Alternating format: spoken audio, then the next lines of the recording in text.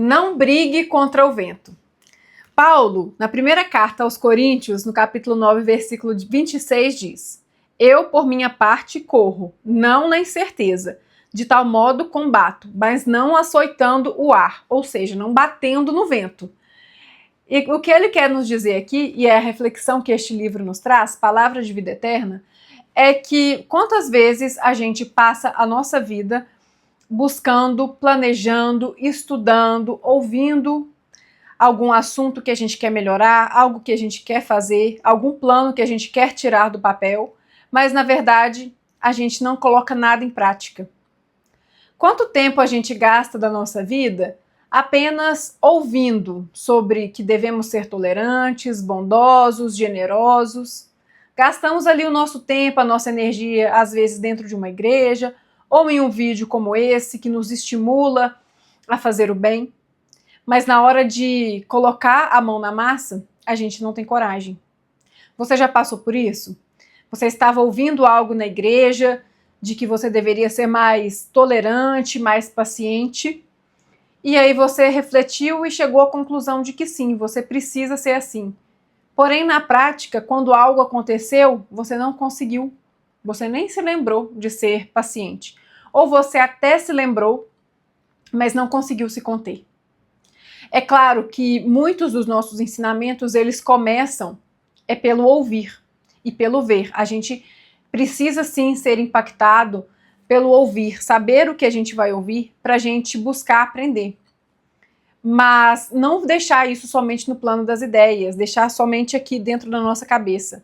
Senão a gente se torna o que as pessoas chamam de obesos mentais, que são pessoas que criam muito, ganham muito conhecimento, investem muito em conhecimento em diversas áreas da vida, até na área espiritual, mas depois não colocam nada em prática e têm uma vida totalmente dissociada, totalmente afastada daquilo que ela aprendeu.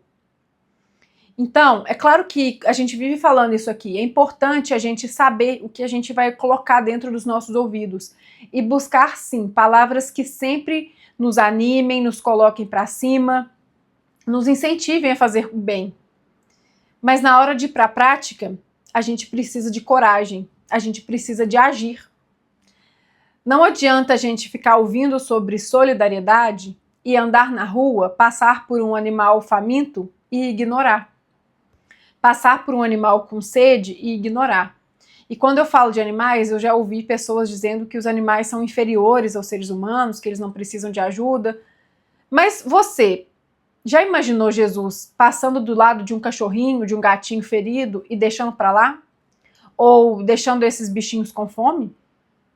Você acha que Deus criou os animais para eles ficarem sendo seus escravos e para serem ignorados por você? Ou para ser mais um instrumento para você aprender a amar?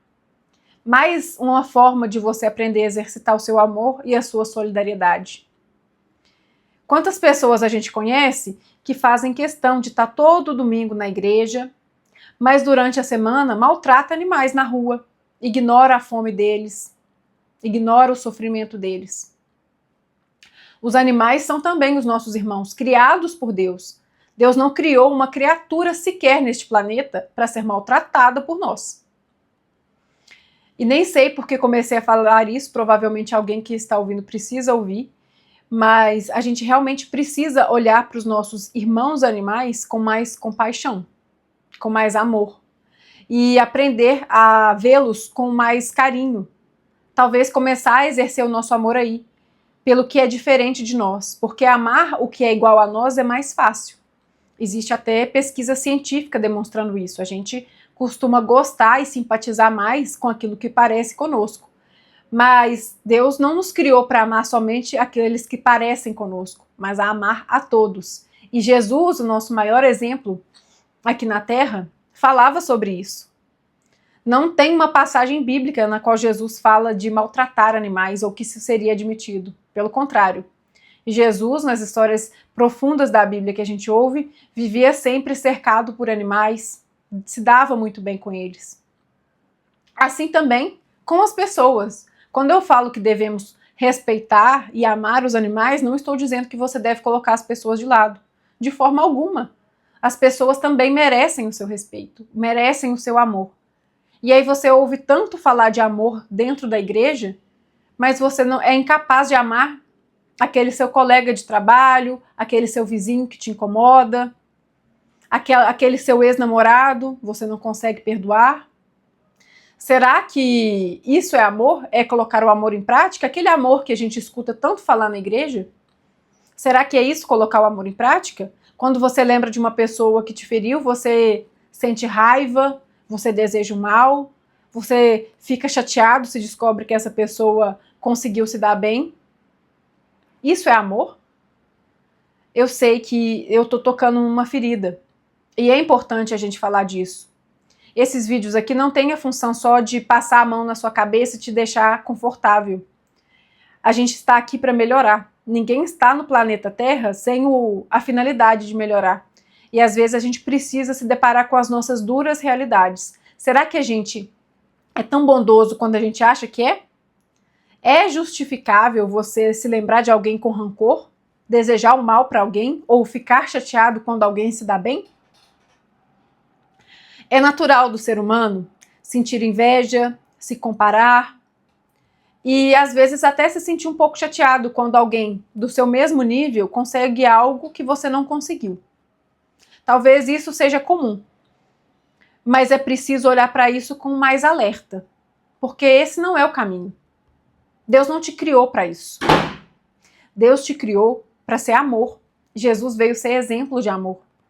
E se é isso que acontece, como então a gente vai combater esses sentimentos ruins, por exemplo, que a gente sente por quem nos fez mal, por quem nos traiu, por algum amigo que fez algo ruim com a gente, ou por uma pessoa que tenha nos maltratado, até mesmo um ladrão que tenha levado alguma coisa sua? É o perdão. A chave para isso é o perdão. E sim, como a gente ouve falar de perdão na igreja, nos vídeos que a gente ouve por aí. Mas como colocar o perdão em prática? Como afastar a inveja do nosso coração ou aquele sentimento de revolta quando a pessoa que nos fez mal se dá bem? Aprendi uma técnica em um livro que eu super recomendo, que se chama O Poder do Subconsciente. E lá ele fala, assim como também aprendi nos vídeos da Gisela Valim, aqui no YouTube, que nós devemos orar pela pessoa que nos faz mal. Quem fala isso? Você consegue se lembrar quem é que fala para orar pelos que vos perseguem? Pois é. A melhor forma de a gente obter o perdão dentro de nós, colocar um perdão no nosso coração, é por meio da oração. Então, sempre que você se pegar irritado com alguém, ou invejoso, sentindo inveja, sentindo uma indignação pela conquista do outro, ou irritado porque aquele que te fez mal se deu bem em algum momento, em alguma situação, lembre-se de orar por ela. E não é fácil. No primeiro momento, não vai ser fácil mesmo. Talvez essa oração precisa sair um pouco forçada de dentro de você, porque você está aprendendo. É igual quando você está aprendendo a andar. Você anda desajeitado. Quando você está aprendendo a falar, você fala de uma forma desajeitada. Da mesma forma, sobre o perdão. Você vai fazer o perdão de uma forma desajeitada no início. Ele não vai ser tão natural para você. Mas comece. Peça a ajuda de Deus. Diga a Deus que você quer perdoar ou que você deseja o bem para aquela pessoa.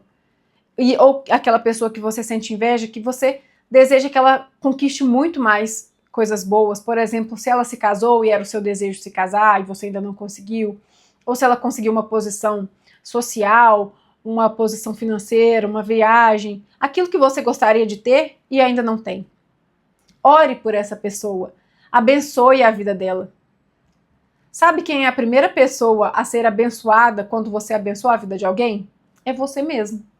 Porque aquilo sai de você, aquilo começa a transbordar de dentro de você e toda a sua aura fica contagiada com aquela energia boa que você está emanando para o seu irmão. A primeira pessoa a ficar abençoada quando você abençoa alguém é você mesmo. Então crie o hábito de abençoar, mesmo que você não queira, mesmo que você sinta repulsa pela pessoa, principalmente por essas pessoas. como eu disse aqui, é mais fácil a gente amar quem se parece com a gente. É difícil a gente amar aquele político que nos causa indignação. Aquele ladrão que fez algo de ruim com você ou com alguém que você ficou sabendo. Ou aquele criminoso que maltratou uma criança. É difícil mesmo. Mas é por aí que a gente começa a exercer o verdadeiro amor. Aprender a orar pela pessoa, desejar o bem dela, desejar que ela encontre um bom caminho, que ela tenha felicidade, prosperidade, alegria, que ela retorne para o caminho da luz, que ela encontre o caminho do amor de Deus. Toda vez que você desejar isso para as pessoas, você vai ver como que a sua energia melhora. E sim, no primeiro momento, como eu disse, você vai sentir que é forçado. Mas comece. Como tudo na sua vida que você começa, num primeiro momento você vai começar desajeitado. E aos poucos isso vai se tornando natural para você. Faça esse exercício. Coloque em prática os ensinamentos que você ouve. Não fique como uma pessoa que dá soco no vento. Ou seja, ela só gasta a energia dela e não consegue objetivo algum. Por outro lado, uma pessoa focada, quanto de energia que ela pode realizar e colocar em prática e quanta transformação ela pode trazer para a vida dela. Pense nisso. Coloque o seu amor em movimento. Caridade é isso, caridade é o amor em movimento. Eu sempre falo aqui que você não precisa ter dinheiro sobrando na sua conta para você fazer caridade. Você faz caridade ouvindo o seu irmão que está sofrendo, que precisa de apoio. Você faz caridade quando você coloca limite nas pessoas. Porque você não precisa e não deve passar a mão na cabeça de todo mundo. Tem às vezes aquela pessoa que pede dinheiro emprestado para fazer coisas erradas para si mesmo, ou porque cada vez está num buraco financeiro maior. E se você empresta, você só alimenta um vício. Então pensa se é o caso realmente de você emprestar. Pense se é o caso realmente de você aceitar determinados tipos de comportamento. Porque amor também é colocar limites. Quem não ama os filhos não coloca limites neles, não os educa, não os ensina a comer coisas saudáveis, não coloca limite sobre a hora de dormir, a hora de falar, a hora de ouvir. Isso não é amor. E você tem a função de colocar sim limite nas pessoas, mas limite de forma generosa, colocando em prática o que Jesus te ensinou, aquilo que você tanto ouve na igreja, de amar o próximo. É possível colocar limite no outro de forma amorosa, respeitosa, cuidadosa. Exerça o amor. Avalie como você pode ser luz na vida de alguém durante um dia.